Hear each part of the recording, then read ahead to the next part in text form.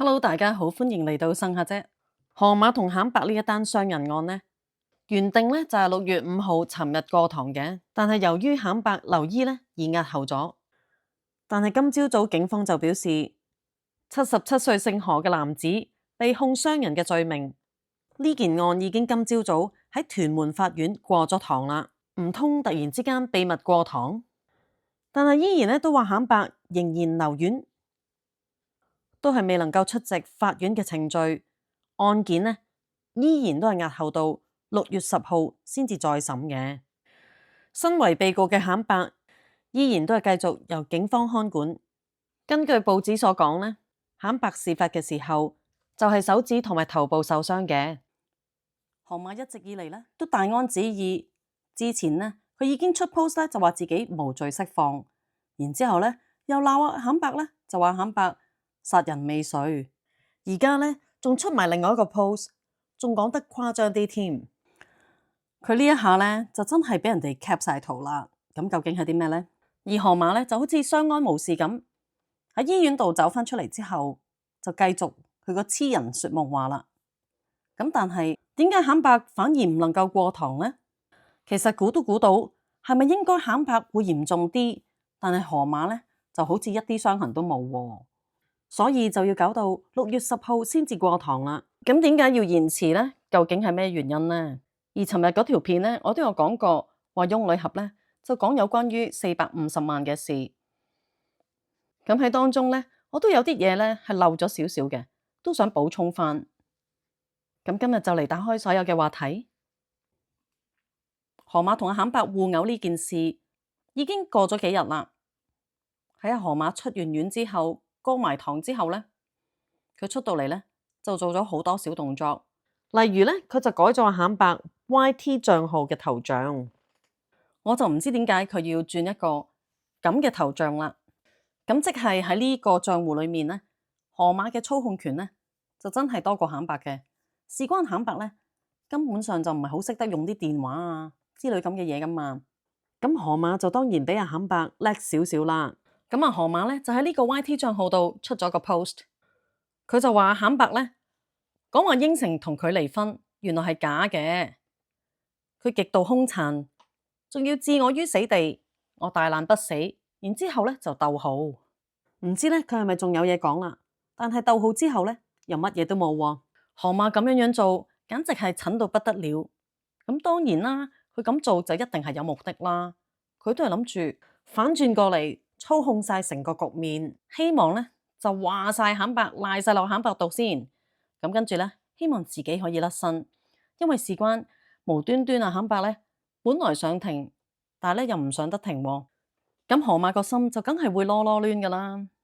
大家就係望表面嘅證據，都知道河馬先至係施暴者，因為佢一啲傷都冇嘛。但係反而咧，佢就反咬翻咧，就話係橙白嘅錯。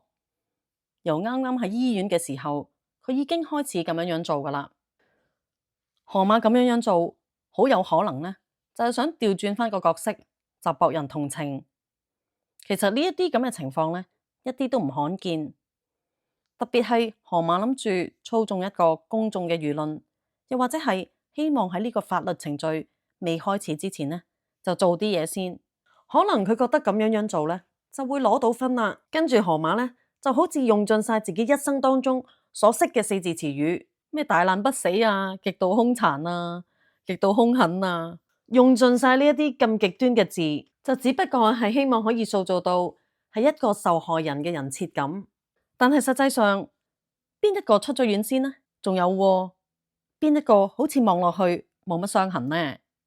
但係相對地咁講呢，反而橙白仲喺醫院住緊，仲要出唔到庭，仲要所有嘅傷勢咧都唔知係唔係好嚴重。到時出到嚟嘅報告，咪知道係咪河馬所講嘅一樣咯。咁大家都知道答案啦。河馬咁樣做係咪諗住出咗 post 先，輸人咧都唔輸陣？反正佢而家自己亂講嘢，又或者係唔講嘢都好啦，都有機會要入去坐。咁有啲咩都做咗先，咁咪可以俾人哋寫咯。佢又可以過下網紅嘅癮啦。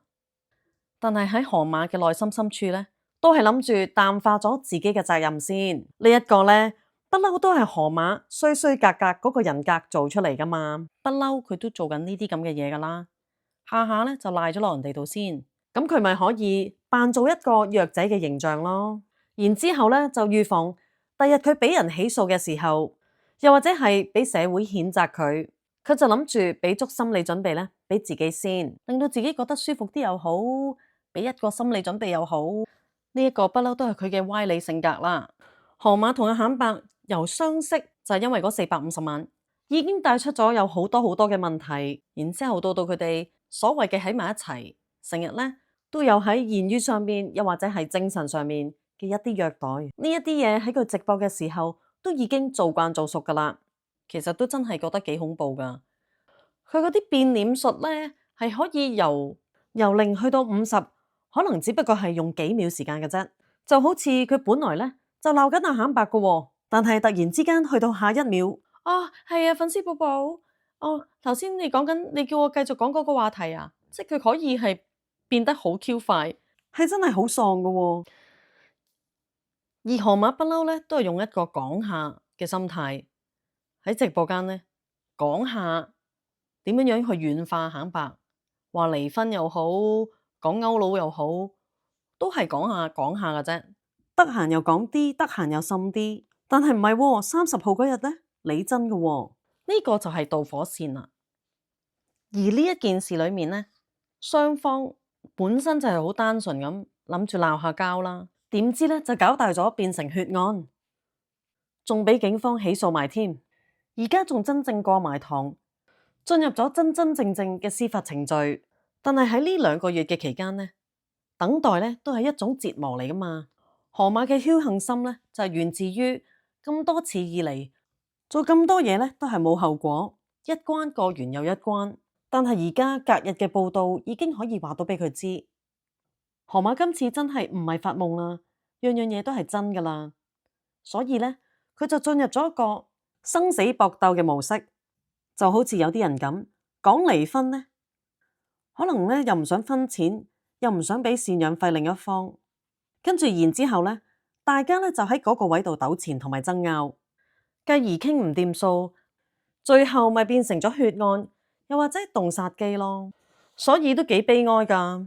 咁實際上邊一個先至係受害者咧？就要等睇呢個醫療報告啦、傷勢嗰啲證據啦、目擊證人同埋一啲過往嘅記錄，例如有冇報過警咧？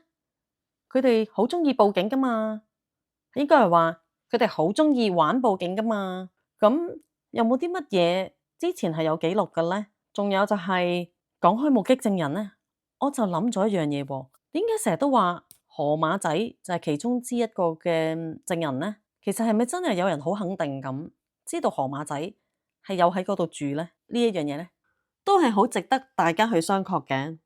而依河馬嘅傷勢望落去咧，佢似誣告就多過真係似咧，佢係一個被告喎。咁到時法庭咧就會睇下嗰啲證據，睇下橙白係咪真係有殺人嘅意圖，而有機會原先嘅指控咧就會變咗係另外一啲嘅指控啦。我估下噶咋。不過咧，我就覺得有啲怪怪地啦。橙白咧就由頭到尾都冇見過佢，而家咧就好似有好多幻想嘅空間咁，猛咁喺度咧，令到我哋轉啊轉。咁就大家諗下啦。總而言之咧，河馬諗住自己出呢一步棋咧，佢就覺得自己好聰明，但係唔代表咧呢啲都係真嘅喎。因為網友都好聰明啊嘛，話河馬講嘅嘢咧，完全將佢調翻轉嚟聽咧就得噶啦。至於河馬諗住出 post 諗住控訴啊橙白，諗住話晒俾全世界嘅人聽，啱嗰個係佢。有時出牌先咧都唔代表佢係真係會贏噶嘛，可能係出牌先嗰個先至係結唔到牌嗰個啊。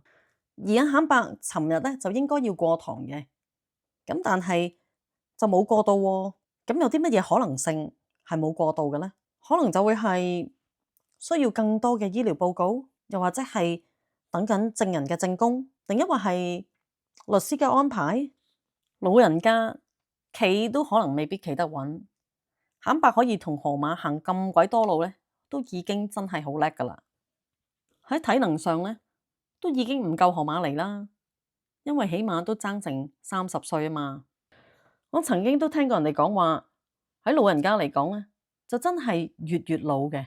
咁去到慘白咁嘅歲數，會唔會就係日日老呢？仲要受一個咁大嘅打擊，同埋一個咁大嘅重擊，整到咁傷。大家見到走廊上面沾滿血嘅棉花，同埋沾滿血嘅口罩。至於佢而家嘅情況係點，就真係要由醫生先至可以話到俾我哋聽，最終嘅報告又會係點樣啦。而有機會暫時唔俾阿坎伯過堂呢，亦都有可能係一種策略嚟嘅喎。咁當然啦，有啲乜嘢嘅安排，我哋都真係蒙在鼓裏。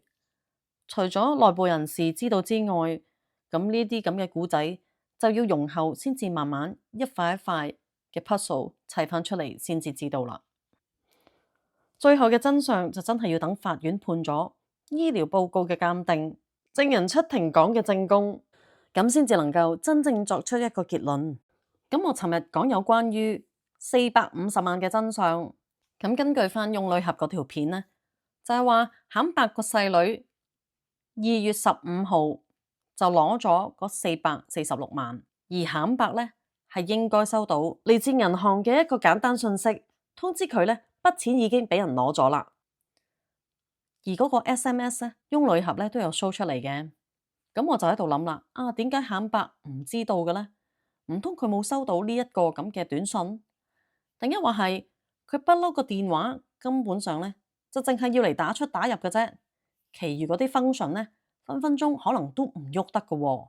咁我就諗起點解坎伯有時要打電話嘅時候，喺佢好危急嘅時候呢，下下呢，佢都係揾阿河馬呢走去打電話嘅喎，佢就唔會話自己打電話，佢係驚要報警啊，自己講嘢唔靈光啊，定話係究竟個電話係咪真係可以用得嘅呢？如果係真係收短信嘅話，咁應該河馬都識得睇啊，唔識得睇裏邊嗰啲字，我當你出咗英文啦，唔係出中文啦，咁都識得睇銀碼啩？就算係銀碼，你都覺得哇，點解怪怪地嘅？會唔會係詐騙嘅呢？咁佢哋都有落過去銀行度嘈啊，咁即係點都會有答案啦。仲要揾埋東張去幫佢嘈添，咁佢更加應該係會知道嗰450萬究竟何去何從啦。所以河馬呢，如無意外不嬲都應該係知嘅，但係呢，就扮唔知，因為有個夢有時篤爆咗，嗰個生存意義呢，可能分分鐘仲慘過佢落咗咁多感情，落咗咁多嘴頭，做咗咁多嘢。凌晨起身走去煲湯，煲咩水俾阿坎伯飲，仲要照顧佢3日3夜喺佢昏迷嘅時候，呢一啲嘢佢付出咗之後，而家佢攞唔返，咁佢就梗係想盡辦法點樣可以攞到佢覺得自己心裏面平衡啲先啦。咁呢一個呢，就係我想補充嘅嘢啦。我就覺得坎伯呢，有時都真係怪怪地嘅，個電話呢，都真係好似唔用得咁樣嘅喎。唔知大家有冇睇過呢啲咁嘅片呢？你有睇過嘅話呢，你都可以話俾我聽啊。河馬終於都如願以償，自己一個人過生日啦，而終於都唔使嚟，就已經可以分開啦。好多人終於都係要失去咗，先至會識得珍惜嘅。但係將呢一句說話放喺一個冷血嘅人身上，就算佢孤獨終老，都係佢自己攞嚟嘅。咁今日呢，就同大家講住咁多先，留言話俾我聽我做成點啊！麻煩大家俾個 like、share 同埋 subscribe，thank you，拜拜。